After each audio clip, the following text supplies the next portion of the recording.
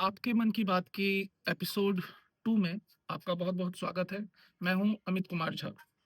आपको पता है कल से मैंने वीडियो बनाना स्टार्ट किया और जो हमारा पहला एपिसोड था, वो बहुत अच्छा था।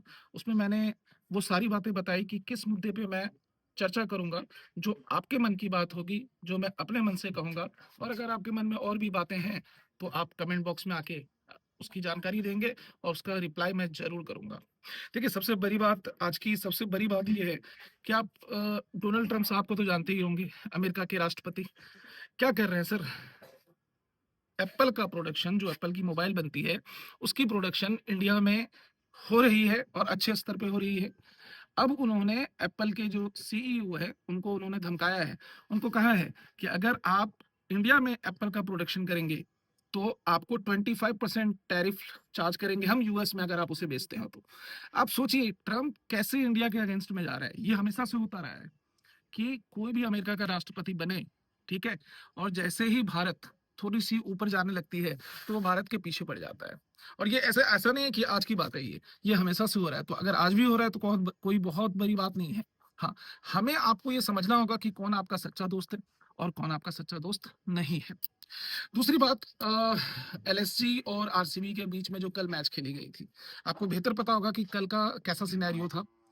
जो ऋषभ ऋषभ पंत बाबू हैं बेचारे चले नहीं पूरे आईपीएल के इस सीजन में, लेकिन कल उन्होंने 118 रन मारा और बहुत जबरदस्त, बहुत उम्दा खेला। लेकिन इतने बड़े स्कोर को चेज करते हुए भी आरसीबी ने आसानी से उस पर जीत हासिल कर ली। जितेश शर्मा ने बहुत अच्छा स्कोर किया और बहुत अच्छा खेला, बहुत कम बॉल पे बहुत ज्यादा रन मारा उन्होंने और वो जीत गए।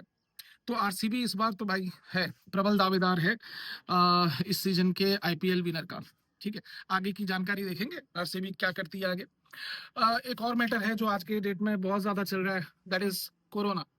अ, जम्मू में मैंने सुना है आज कि जम्मू में एक स्कूल में ऑलरेडी मास्क पहना के बच्चे जो प्रेयर्स हैं उसमें भाग ले रहे हैं और मुझे लगता है कि अगर सेफ्टी का जहाँ तक कंसर्न है तो ये हर जगह करना चाहिए। अगर कोरोना है लोग मैंने ये भी सुना कि मुंबई में काफ़ी दो चार लोग का डेथ भी हो गया है, जिसमें से एक डोंबिवली इलाके के भी थे, उनका भी डेथ हो गया है। तो इस तरह से मृत्यु का दर भी बढ़ता जा रहा है और केसेस डे बाय डे बहुत ज़्यादा आ रहा है। तो अगर आप जो सेफ्टी पहले कोरोना के लिए आपने लिया था, वही सेफ्टी आपको आज भी लेके चलना होगा।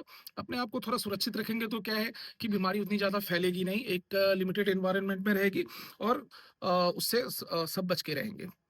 आज का आखिरी टॉपिक है, वही जो सब आप लोग सोचते हैं, जो बिहार से हैं, कि शराबबंदी। भाई साहब, ये शराबबंदी, क्या सही में ये शराबबंदी लोगों के लिए है? मैं आपको सच बताऊँ, ये शराबबंदी किसके लिए है? ये लोगों के लिए फ़ायदा हो, ना हो, इसके ऊपर बहुत सारे विचार-विमर्श हो सकते हैं। सबकी अपनी राय हो सकती है। लेकिन ये शराबबंदी कहीं न कहीं ये एक बिहार का बहुत बड़ा नुकसान है। क्यों है? क्योंकि शराबबंदी के चक्कर में अब तो होम डिलीवरी वाली फैसिलिटी आपको पता ही होगी, घर-घर डिलीवरी हो रही है और घर-घर डिलीवरी होने की वजह से क्या हो रहा है, वो जो काला धन है, जो वो ब्लैक मनी है, वो प्रशासन के पास जा रहा है, वो नेताओं के पास जा रहा है, चाहे किसी भी सरकार हो। मुझे फ़र्क नहीं पड़ता कि वो जेडीयू की सरकार हो, बीजेपी के साथ मिलके कर रही हो, कल के डेट में आरजेडी की सरकार आ जाए या ना भी आए या किसी की भी गवर्नमेंट हो, बट ये डिसीज़न सही नहीं है। जैसे ड्रग्स पूरे कंट्री में बैन है, इंडिया में कहीं भी बैन है, तो भाई अगर बैन ही करना है तो शराबबंदी को पूरे पूरे भारत में करो ना, फिर बिहार क्या, फिर यहाँ क्या, फिर वहाँ क्या, फिर समझ में आएगा कि उसके लिए किस तरह से आप उस चीज को मैनेज कर रहे हो। एक जगह आपने चालू रखा है, एक जगह बंद करके रखा हुआ है। आप आपको इससे क्या नुकसान है वो सबको पता है, बहुत काफी नुकसान है। अब तो इस पे एक पार्टी है जनसुराज, प्रशांत किशोर, आप लोग जानते ही होंगे, वो इसी को मुद्दा बना के इस बार चुनाव भी लड़ने जा रहे हैं, बशर्ते कि इस मुद्दे पे वो चुनाव जीत नहीं पाएंगे, ये बात भी फिक्स है। लेकिन शराबबंदी एक अच्छा डिसीजन बिल्कुल भी नहीं है मेरे हिसाब से। बाकी आपके मन की बात मैंने कर दी, ठीक है? मेरे मन की बात मैंने कर दी। अब अगर आपको लगता है कि आपकी अब कुछ विशेष टिप्पणी है, तो कमेंट बॉक्स में डालें। मैं आता हूँ आपको जवाब देने के लिए। Thank you.